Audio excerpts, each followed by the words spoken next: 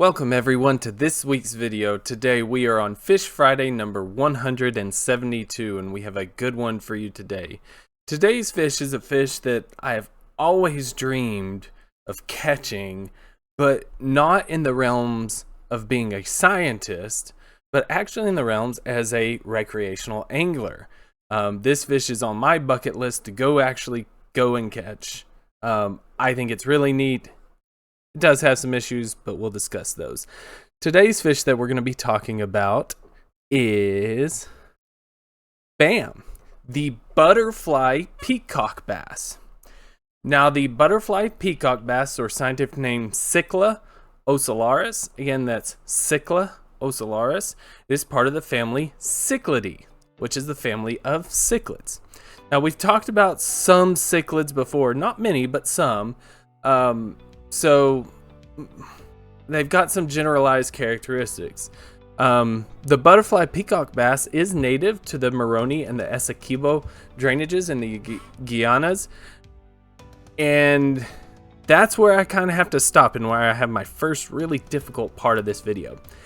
Because I saw a bunch of records of having them only in the Guianas is the true butterfly peacock bass native to.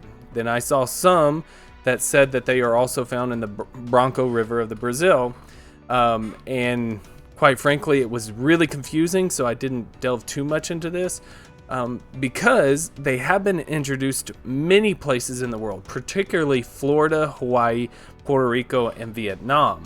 In fact, there's a lake in Vietnam where they're known to be way too numerous.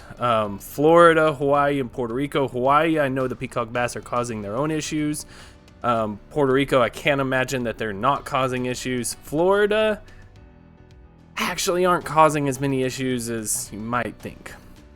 But it's very confusing, and the reason why for that is a lot of people have heard of peacock bass, especially anglers.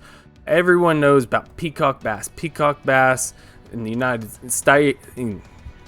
States, Florida, Texas, Louisiana, peacock bass fishing and all that. But what a lot of people don't realize is that peacock bass is actually sort of a generalized term. There are actually numerous species of quote-unquote peacock bass. From what I could find, the butterfly peacock bass, ocellaris, is the most common one in the United States, which is why I chose this one.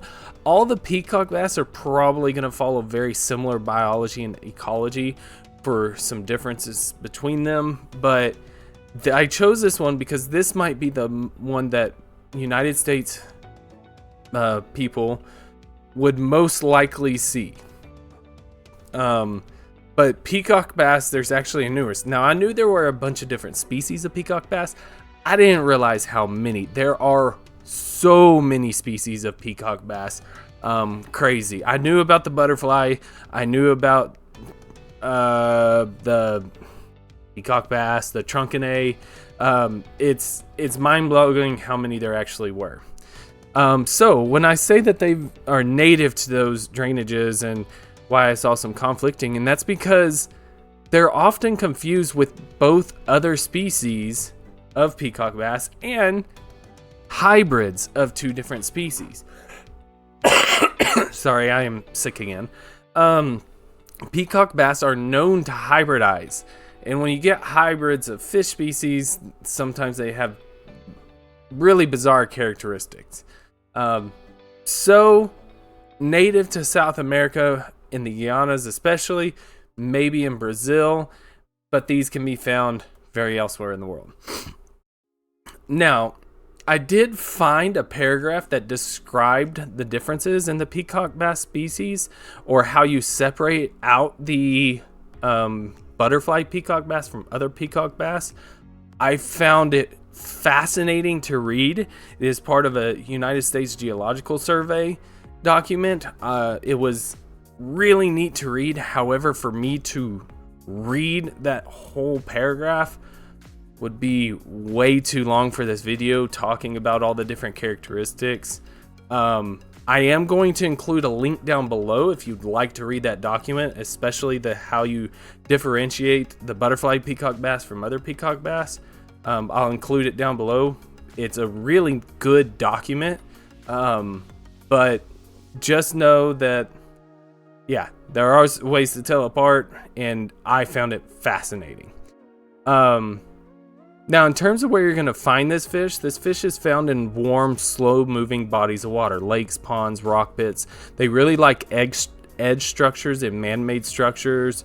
They like shaded areas. If you're very familiar with largemouth bass, that's where this fish likes to be. I mean, it is a large South American largemouth bass. It is really, really similar in terms of its preferred habitats. Something interesting to note, and why they're not even more high spread, is I found some evidence that said they cannot live in temperatures less than 60 degrees Fahrenheit, meaning they have actually a very limited range. When I say limited range, I talked about them being in Florida. Apparently they can only be in southern Florida. Even the waters up north in Florida are too cold for the peacock bass to actually survive. Which is kind of nice in terms of invasive species. It is a sort of an ecological constraint. Usually ecological constraints are not the case with invasive species, but in this case it is. Now, this is a large fish. It can grow up to 74 centimeters, which is about 29 inches. They average about 30 to 36 centimeters, which is 12 to 14 inches. However, I did find in that USGS document that 91 centimeters is the world record, which is 36 inches. I did not go onto the IGFA website to verify that, but that would seem to be about right. Like the largemouth bass, it has this large head, a very large mouth, this very cylindrical, powerful body. I saw a lot of pictures, and a lot of cichlidae, the entire family of cichlids, has a bump on the forehead that does become more pronounced probably during breeding, definitely when you get older. But if you can tell from these two pictures, and I chose these two pictures because there's a ridiculous amount of pictures of peacock bass, but finding actual pictures of that species might be, there's some good ones, there's some bad ones, and like this is a great one. That's actually a fantastic one. I'm gonna throw that on there. Yeah. But you have this cylindrical body, but there's a ton of pictures, but you can see from these pictures and these pictures that the coloration is kind of variable. They're all usually visually pleasing. The body is usually this greenish red, with the fins becoming excuse me, red to orange with the white edges in the adults. You can see here, you can see this here. They are a beautiful fish, don't get me wrong. The most consistent coloration, and one of the things that sets it apart from other peacock bass, is the presence of these 3 vertical bars that remains consistent even through age. Some super old specimens have the bars might fade, but it's usually fairly consistent even if they kind of are broken up. Something interesting to note as well, and you can see it better on this picture than any other, is that the lateral line is actually discontinued, however you want to say it. But see how the lateral line system here starts here, and then it just has a space where it now goes down here. That's usually a good characteristic. Lateral line characteristics are actually a predominant way on how species are differentiated from each other. Something else to note, but this is consistent with all peacock bass, this spot right here, a dark spot with a white or yellow line around the outside, that is how the peacock bass got its name. Whoever was describing it was like, hey, that's very similar to a peacock's tail feather spot. And so that's how the peacock bass got its name. Really beautiful, absolutely just beautiful. Now, like bass, these are a voracious predator, which is one reason why they are so sought after as a recreational angler. But so just like the largemouth bass, however, I actually found sort of conflicting evidence. Some people, they said that they will not go after artificial lures. I feel like I've actually seen multiple videos of them going after artificial lures. Not sure, but a lot of people did say fishing with live bait is really where you're going to heavily catch these fish in a very good, in a large amount of time. Now, I did find that they are a mouth brooding cichlid. But more important to note, and it's something I don't know if I mentioned in any of my other cichlid videos, the family Cichlidae, one of the characteristics of all the cichlids is that they exhibit some type of parental care, usually by mouth brooding, sometimes other. This one is no exception, but from what I saw, it's not actually true mouth brooding. What happens is they make nests, and then they'll find a flat surface where the female will lay her eggs, the males will fertilize the eggs, and then they'll scoop up the eggs in their mouth and take them to the nest. And then wasn't sure if they deposited in the nest or if they allowed to hatch. They kept the fry there, but they do voraciously guard the nests and the fry. These things get very territorial and very, very aggressive during when they are protecting their fry, even more when they are breeding. So for all intents and purposes, I do believe they are classified as some type of mouth brooder.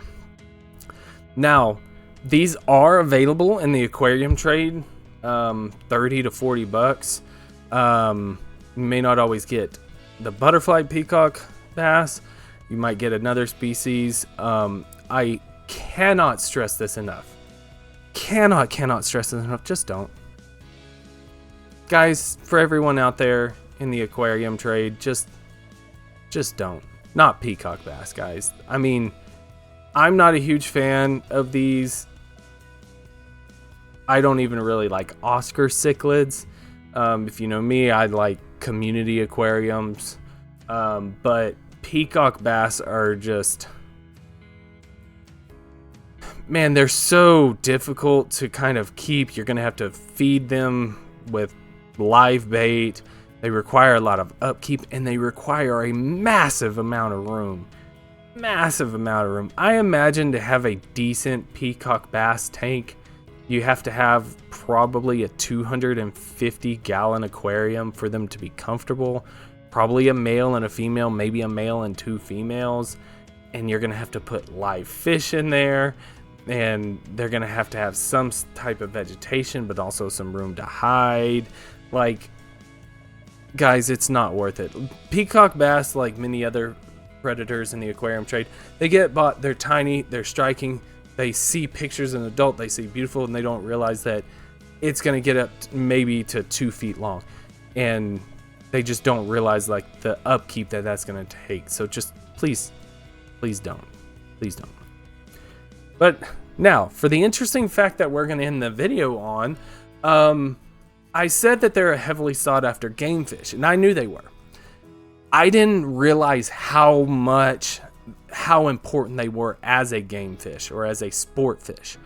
They are actually regarded as the most popular sport fish in South Florida.